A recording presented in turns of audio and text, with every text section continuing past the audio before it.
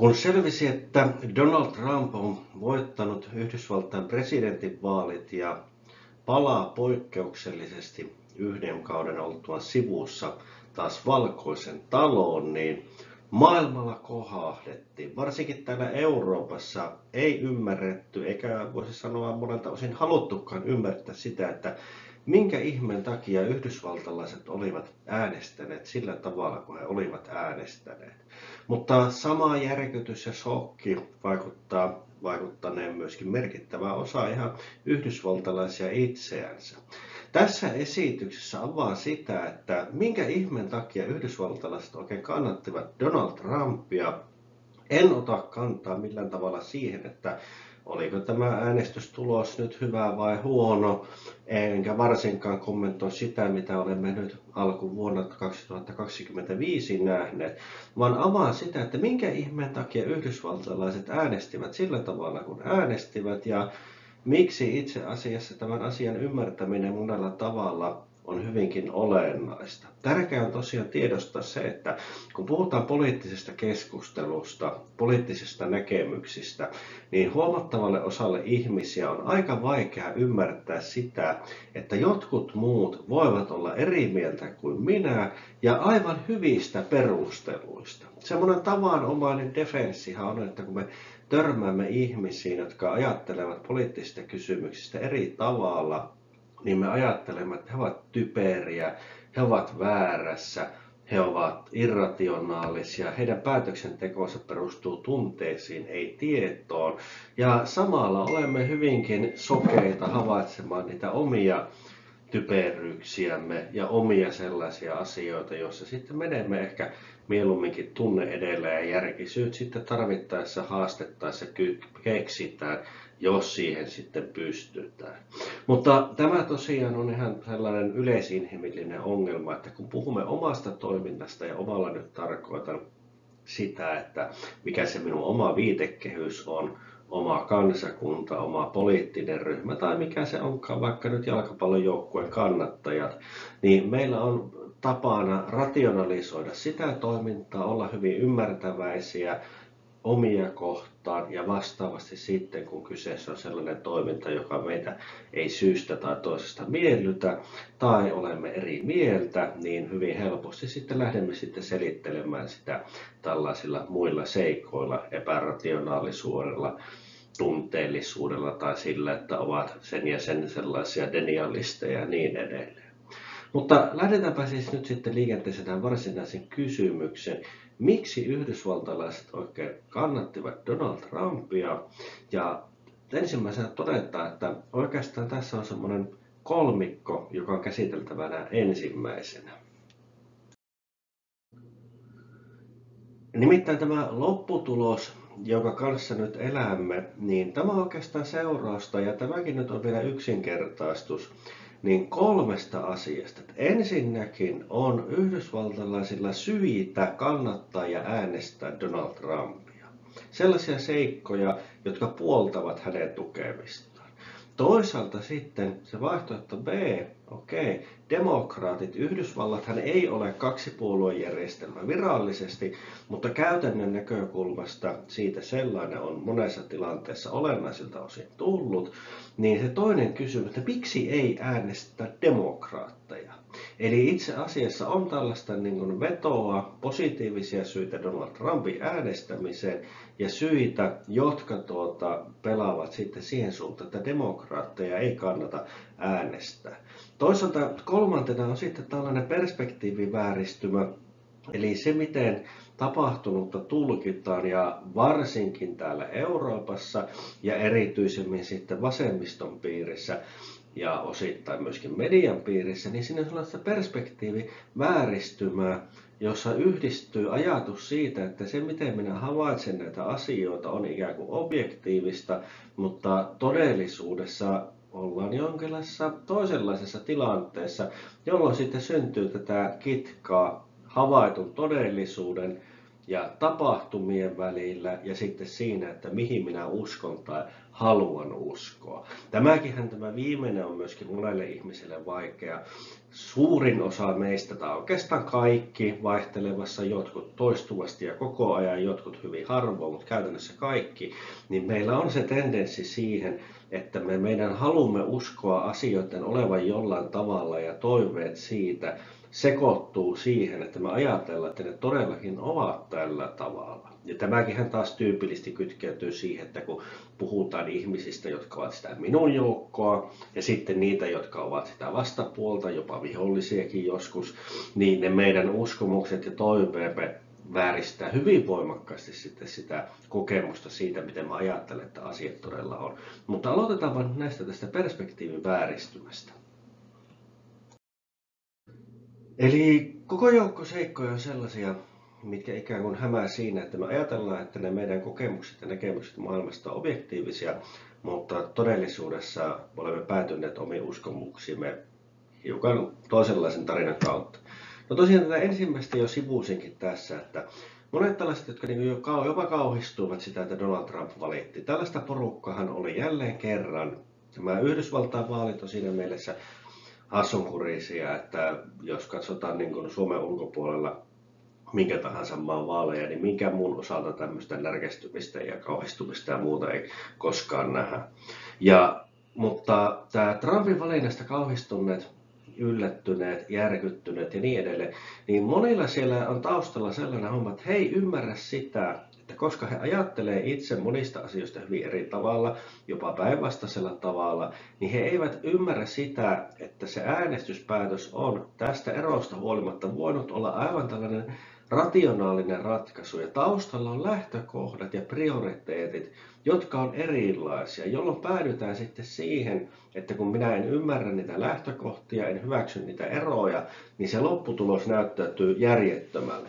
Mutta tästä itse asiassa voisi sanoa, että sellainen esimerkki, joka nyt ei liity tähän näin, mutta joka on havaittavissa jälleen kerran nyt, kun meillä on vaalivuosi täällä Suomessa, niin ovat nämä talousasiantuntijat, jotka ovat keskustelemassa siitä, että mitä niin kuin pitäisi tehdä ja näin. Ja sitten kun siellä on talousasiantuntija, joka kertoo minulle miellyttävää viestiä ja sitten talousasiantuntija, jonka viestistä minä tykkään, niin se minun ensimmäinen ajatukseni, että tämä ihminen, joka silittää minua myötäkarvaa, hän on oikeassa ja tämä toinen ei ymmärrä asioista. Mutta tosiasia on se, että jos me ruvetaan katsomaan niin tämmöisiä aitoja talousasiantuntijoita, jotka niin kuin on, niin kyllähän heillä on keskeisiltä osin yhtäläinen käsitys siitä, miten talous toimii. Heillä on keskeisiltä osin yhtäläinen käsitys julkisen talouden toiminnasta, käsitys siitä, mikä meillä on se tilanne tällä hetkellä, mihin tilanteeseen mennään. Mutta kun heiltä esitetään se kysymys, että mitä nyt pitäisi tehdä, niin me astutaan sillä hetkellä sen objektiivisen maailman ulkopuolelle, ja kun se talousasiantuntija vastaa, että mitä pitäisi tehdä, niin hän ei vastaa enää tällaisiin objektiivisiin asioihin, joista oikeastaan voidaan olla vain niin kuin perustellusti oikeassa tai väärässä, vaan hän vastaa siihen, että millaista kehitystä hän pitää toivottavana, millaista tulevaisuutta toivottavana, mikä on se hänen kauhuskenaarionsa. Hän vastaa kysymykseen perustellen niitä myöskin arvoillaan, että onko hänelle tärkeämpää ympäristö kuin talouskasvu, onko hänen käsitys oikeudenmukaisesta yhteiskunnasta sellainen, että siellä tulo- ja varallisuuserot on pieniä tai pidetään verrattain pieninä ja niiden kasvua ehkäistään, vai onko hänen oikeudenmukaisuutensa sitä, että yksilö saa sen, minkä ansaitsee, ja toiset menestyessään saavat sitten enemmän, ja se on oikeudenmukaista. Eli me astutaan heti välittömästi näissä mitä pitäisi tehdä tilanteessa sinne politiikan ja arvojen maailmaan. Ja tämä on sitten myöskin se sokea piste tässä Trumpin menestystä kauhistelleilla, että he eivät ymmärrä, että jos sillä taustalla on erilaisia arvoja, erilaisia tärkeysjärjestyksiä asialle, erilaisia näkemyksiä ylipäätään siitä, että mikä on tärkeää ja mikä epäolennaista, niin eihän sitä pysty niin kuin toteamaan muuta kuin, että no ei, no on jotain juntteja, ei ne ymmärrä mitään, siellä ne vaan Kallionvuorten sisäisittoset siellä äänestää tuolla tavalla. No ei se nyt sillä tavalla mene. Eli tämä on se ensimmäinen juttu. me ajattelemme, että ne meidän omat arvot ja arvostukset ja mieltymykset on ikään kuin universaaleja, ja meillä on vaikeuksia nähdä sitä, että aivan rationaalisesti ihmiset voi olla eri mieltä asioista, kun taustalla on erilaiset arvot ja prioriteetit. Toinen, mikä sitten taas niin kuin korostuu täällä, kun me ollaan täällä rapakon takana jo kauempanakin, niin on se, että mitä niin kuin asioita nostetaan mediassa käsittelyyn, niin nehän ei välttämättä ole niitä, mitkä on äänestäjille tärkeitä. Ja jos sitten media käsittelee asiakoria A, mutta äänestyspäätökseen vaikuttaa enemmänkin asiakorin B-jutut, niin silloinhan voi tulla se mielikuva siitä, että nyt on äänestetty jotenkin kummallisesti. Että eihän nämä nyt mene tällä tavalla, puhumattakaan siitä, että monestihan myöskin mediat, vaikka pyrkisivätkin objektiivisuuteen, niin ovat jotain muuta kuin objektiivisia.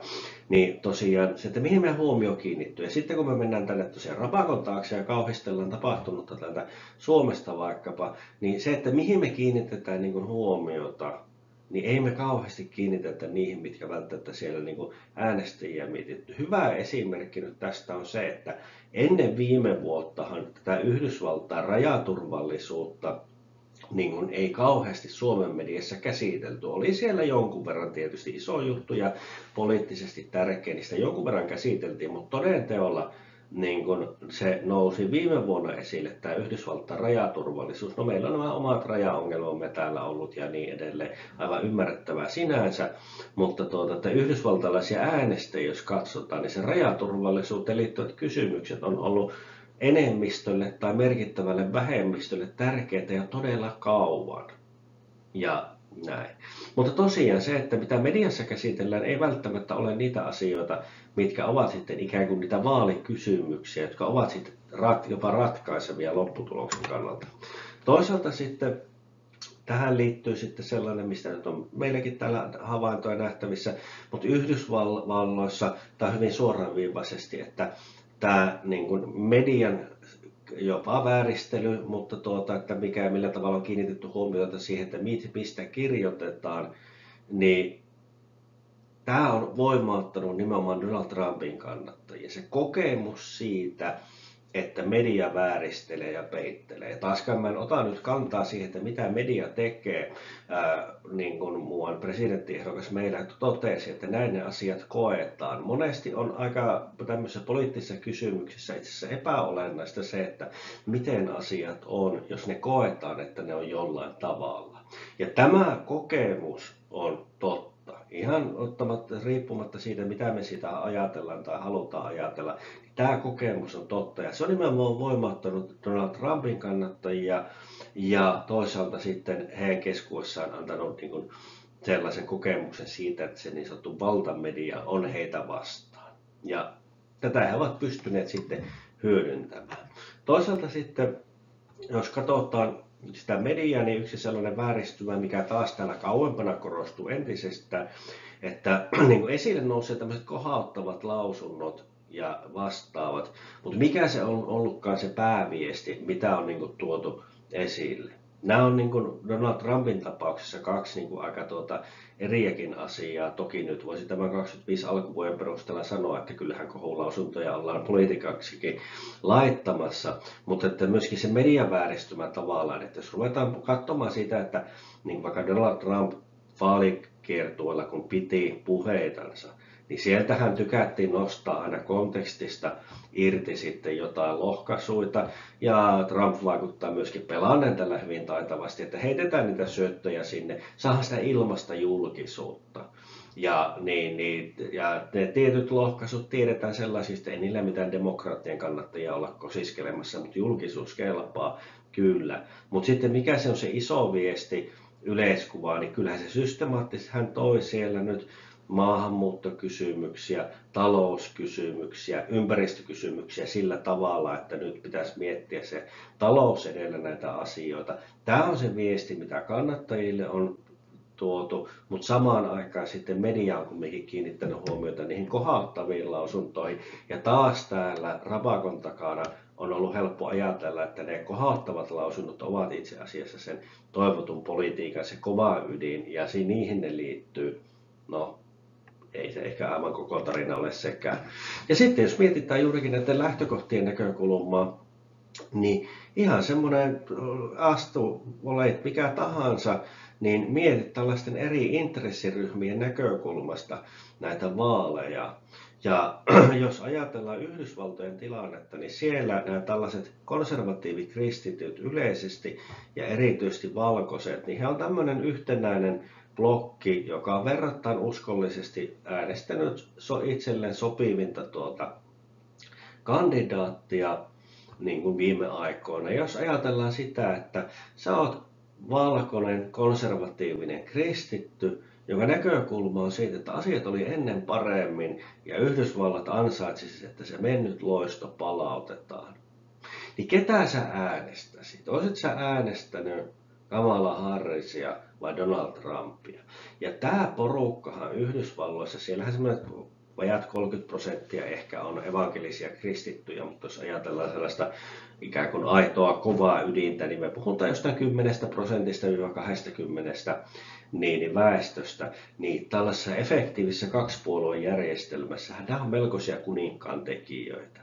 Ja voi miettiä sitä, että jos sulla on vaalijärjestelmä, jossa on tämmöinen yli 10% blokki, joka saattaa olla jopa sen 20%, niin näähän voi olla melkoisia kuninkaan tekijöitä. Ja jos mietit sitten, että olisit sä Harrisia vai Trumpia äänestänyt tällaisena, niin luulen, että vastaus olisi ollut Trump, tai sitten se, että ei kumpaakaan. Eli Trumpissahan on paljon myöskin syitä, minkä takia sitten kristitty voi olla häntä äänestämättä, mutta eihän se sellainen tarkoita sitä, että hän on sitten heti sen Harrisin puolella. Mennäänpä sitten tähän toiseen. Eli miksi äänestää Trumpia?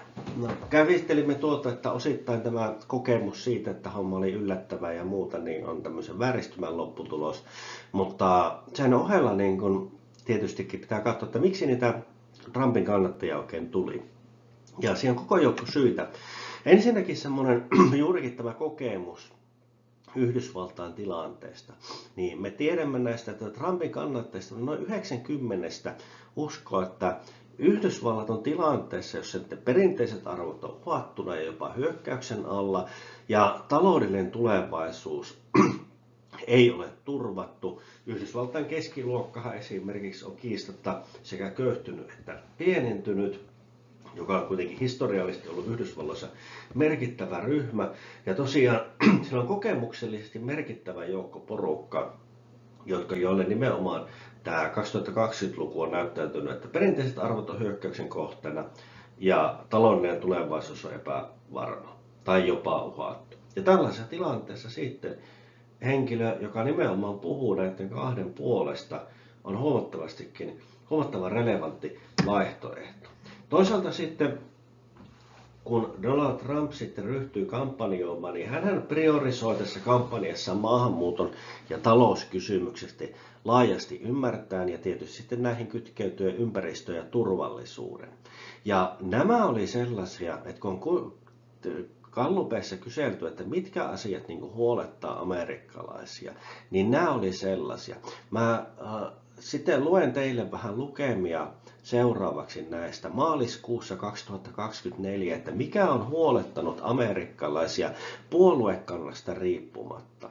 Niin enemmistöä yhdysvaltalaisia on huolestuttanut inflaatio, rikollisuus, kodittomuus ja nälkä, talous ja terveydenhuollon saatavuus ja sitten julkinen talous. Nämä on huolettanut enemmistöä yhdysvaltalaisista ja sitten lähes puolta porukasta on huolettanut myöskin laiton maahanmuutto, huumeiden käyttö ja 40% ylitse menee myöskin sosiaaliturva ja terrorihyökkäysten uhka. Eli nämä kysymykset on sellaisia, mitkä on hyvin tällaisia käytännöllisiä sosioekonomisia kysymyksiä ja julkista taloutta. Sitten vaan, jos ruvetaan katsoa, että mitkä on sellaisia vähäisiä murheita, puhutaan kolmasosasta, niin siellä on työttömyys, rotusuhteet, ympäristön tila. tuota, energian kysymykset.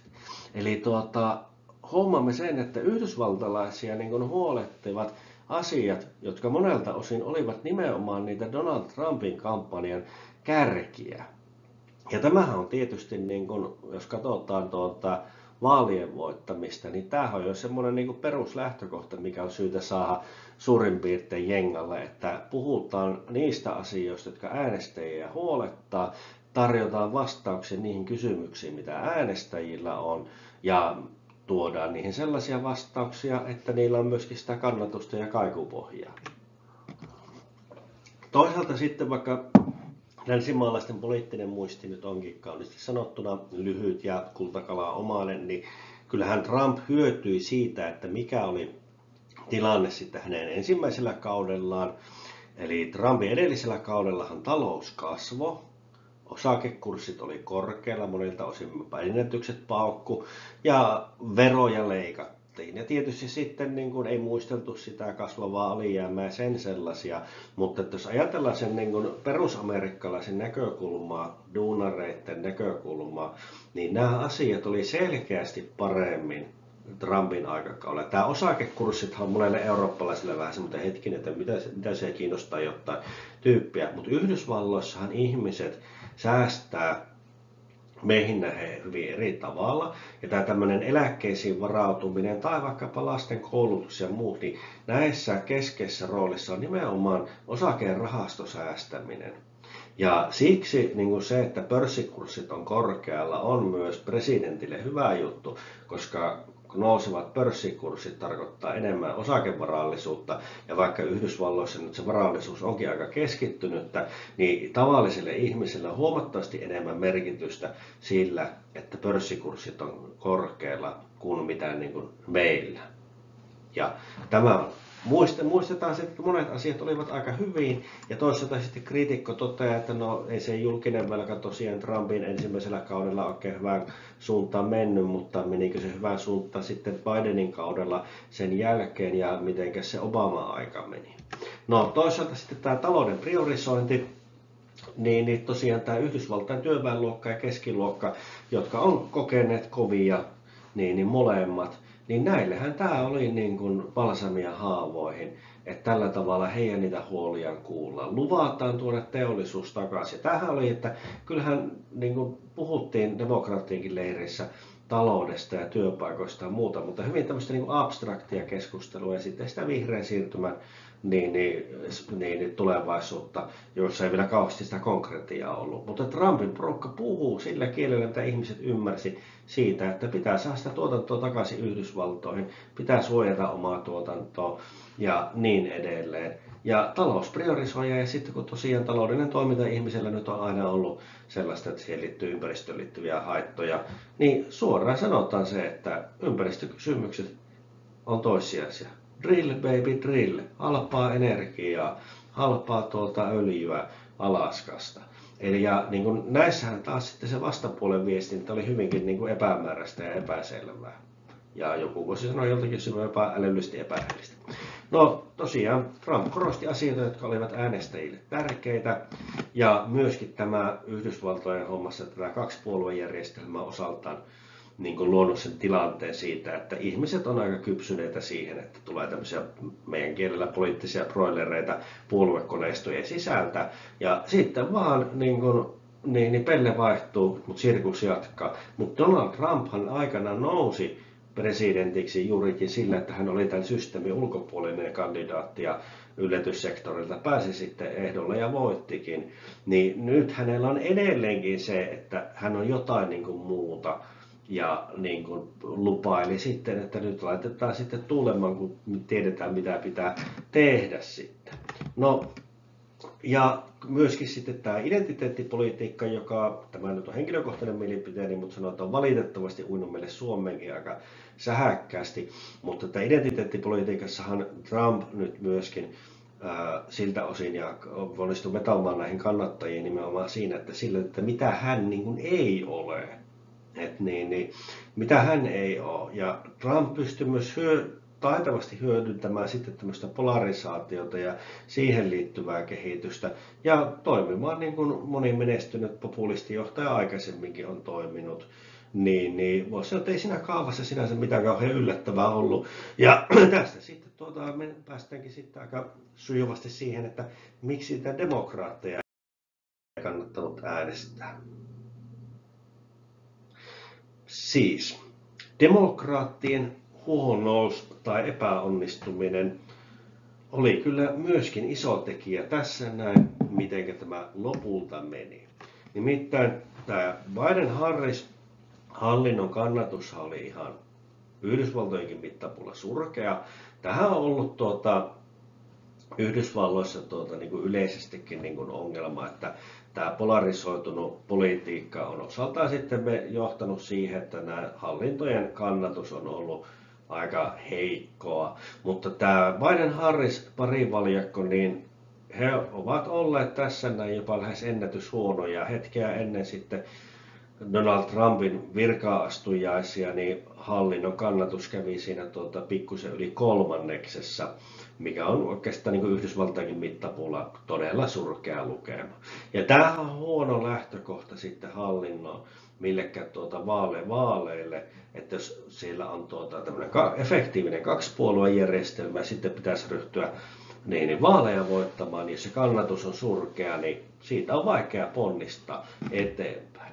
Toisaalta sitten tämä demokraattien viestintähän oli epäonnistunutta, no niinhän sitä sanotaan, että viestinnän yksi pääsääntö on se, että viestintä epäonnistuu aina paitsi sattumalta. No demokraattien tämä viesti äänestäjille, mikä on tärkeää, mitä on ne kysymykset, mihin he vastaa, miten he näitä ongelmia korjaa, niin tämähän epäonnistuu. Ja alkuvaiheessahan demokraattien, siis tämä on niin todella surullistakin monelta osin, niin se keskeinen haaste oli todistaa, ettei Bidenilla ole muistisairautta.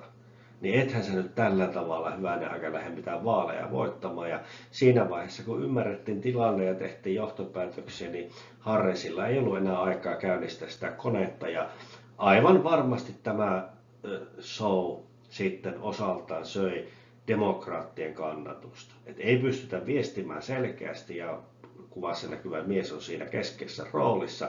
Sitten vaihdetaan ravihevonen kesken kisojen ja sillä sitten yritetään mennä maaliin. Tämähän ei myöskään niihin omiin kannattajiin vetoa, jossa taustalla myöskin on nämä demokraattien jäsenten väliset, mitenkä siellä sitten aikanaan tämä Sanders on pelattu pois ja mitenkä demokraatit edelleenkin, ja tämä ei ole mielipide, niin nämä on demokraattipuolueen sisäpiiriläisiä, mitä niin kuin on nostettu eturiviin. Eli siinä, missä Trump lupailee sitä, että nyt olisi jotain muuta tarjolla, niin demokraateilla hyvin korostetusti luvataan sitä, mitä on aikaisemminkin ollut. Toisaalta sitten katsotaan tätä identiteettipoliittista puolta, niin nämä woke ja day-hommat, niin nämähän provosoi ja ärsyttää Yhdysvaltain kontekstissa aika paljon, niin vastapuolta, eivätkä monelta osin ole olleet edes näille demokraattien perinteisille kannattajille kovinkaan olennaisia. Siis demokraatithan oli näihin viimeisiin vaaleihin saakka edelleenkin pystynyt olemaan monin paikoin tämmöinen niin kuin työväenluokan puolue, jolla oli vahva kannatus keskiluokassa ja työväenluokassa.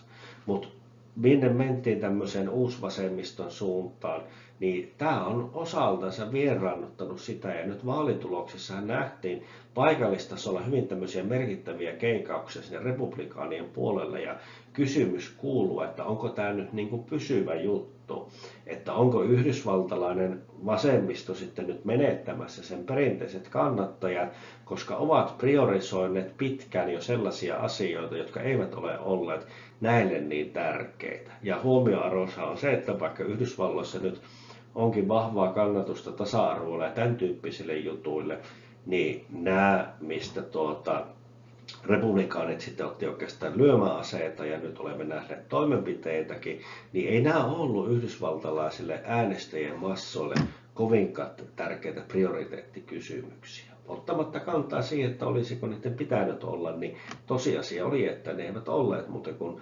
vähemmistölle ja aika pienelle sellaisista, mitä kauhean tärkeitä. No toisaalta sitten, mikä näkyy tässä lopputulemassa osalta, niin äänestysaktiivisuus putosi edellisiin vaaleihin nähden, että vaikka niin kuin ennennäkemättömän räyhäkkästi lähdettiin liikenteeseen ja oli selkeästi vaalit, joissa oli paljon pelissä, niin äänestysaktiivisuus putosi. Ja tämä vaikuttaa sille, että molemmat puolueet vaikuttaa kärsineen siitä, että tämmöisiä uskollisia äänestäjiä jäi niin kuin pois. On paljon syitä, miksi perinne republikaani ei todellakaan niin Trumpia ja hänen sakkiensa voi äänestää. Jos ajatellaan vaikka John McCainia ja kumppanin tapaisia vanhan liiton tasavaltalaisia, niin kyllä siellä on tässä MAGA-porukassa paljon sellaista, minkä takia niin kuin ei edes kosketa tikulla. Mutta demokraatit ennen kaikkea kärsi sitten tästä. Heidän perinteisiä äänestäjiä jäi pois ja se oli demokraattien omaa huonoutta. Ja sitten, koska nämä prioriteetit olivat äänestäjillä erit kuin mitä demokraatit toivat esille, niin monissa paikoissa sitten tapahtui keikahus siitä, että demokraatteja siirtyi republikaanien leiriin. Eli tämmöinen voisi sanoa tupla epäonnistuminen, ei saa omia liikkeelle tai omat lähtee liikkeelle ja sitten äänestääkin sitten sitä vastapuolta. Ja tämähän on demokraateille keskipitkällä aikavälillä melkoinen kohtalon kysymys, että oliko nyt tässä tämmöinen protesti vai nähtiinkö sitten tämmöinen suoranainen mannerlaattojen siirtyminen. No skandaaleja kun ruvetaan katsoa, niin Trumpin porukkahan tässä on ollut hyvinkin tämmöistä teflonia. Ja taaskin voisi sanoa, että monet asiathan ovat olleet skandaaleja lähinnä muiden mielestä ja Trumpin kannattajien ja Trumpin väen näkökulmasta taas hyvää julkisuutta, jos edes sitä.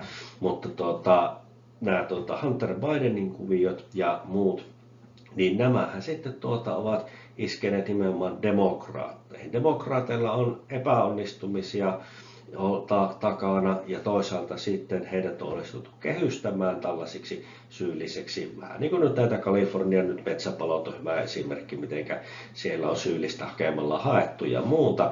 Mutta tämä oli taas, miten asiat ikinä todellisuudessa, niin se millä ne näyttävät on se, mikä on monelta osin äänestävissä demokratioissa olennaista, niin demokraatit ryvettyvät vuodesta toiseen paljon pahemmin kuin republikaanit näissä omissa skandaaleissa. Ja yhdysvaltalaisessa politiikassahan tällä on merkitystä. Ja tosiaan tämä demokraattihallinto nimenomaan sitä lisää sitä samaa. Ei siinä tapahtunut, ei tullut ulkopuolelta henkilöä, joka uudistaisi sitä, ei tullut puolueen sisältä oppositiosta henkilöä, niin kuin Sanders yritti, eikä tullut mitään muutakaan, vaan lisää sitä samaa. Ja tämähän sitten, mikä demokraateilla niin kuin itseänikin suuresti hämmästytti, se, että tämä niin kuin myöskin tällaisella ylimielisellisellä tavalla. Eli jos niin kuin on se tietoisuus siitä, että Yhdysvalloissa on niin keskiluokka, joka kokee asemansa uhatuksi, joka tilastojen valossa niin köyhtyy ja pienenee, on konservatiivikristittyjä, on pikkukaupunkeja ja maaseudun valkoista väestöä, joka taloudellinen ja yhteiskunnallinen ahdinko on ihan todellisia, sosiaaliset ongelmat valtavia, niin et sä saa näistä äänestäjiä, jos näistä ihmisryhmistä puhutaan sitten niin kuin nenää pitkin katsoen ja halveksitaan niitä. Jos tarkoitus on vedota pikkukaupunki- ja maaseudun äänestäjiin, niin välttämättä ei kannata heitä loukata. No onhan tässä nyt meiltäkin löytyy vihreä poliitikko, joka mainitsi viinisesti ja lähisuhdeväkivallan syyksi asua taajaman ulkopuolella. Mutta siis tätä samaa ajattelua, niin, ja mitenkä se sitten kävikään? No lopputulos oli sitten se, että Donald Trump tulee ja voittaa vaalit.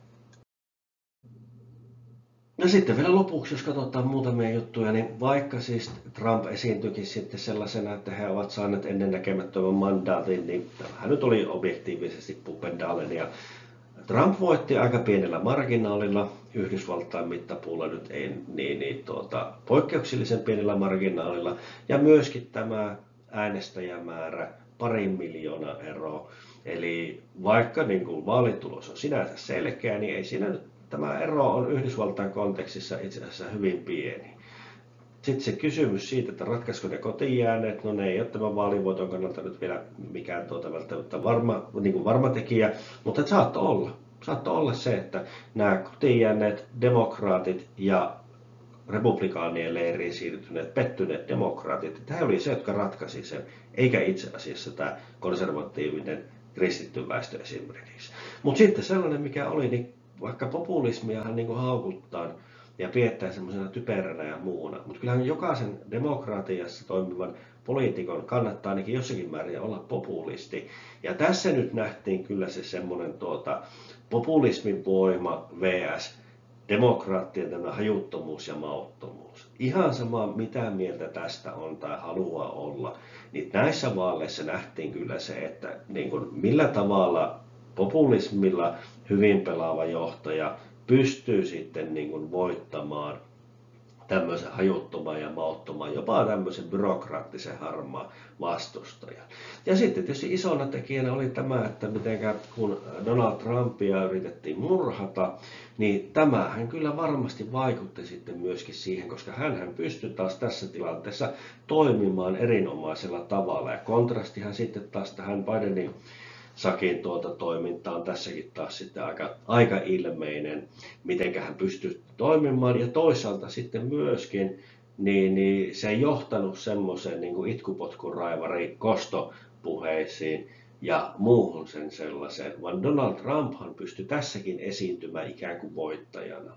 Ja yhdysvaltalaisessa kontekstissa halutaan voittaa ja ollaan voittajien puolella, niin kyllähän se on selvää, että mihin suuntaan se sitten pelasi. Mutta tällainen oli tämä minun analyysini siitä, että miksi Donald Trumpia oikein kannatettiin.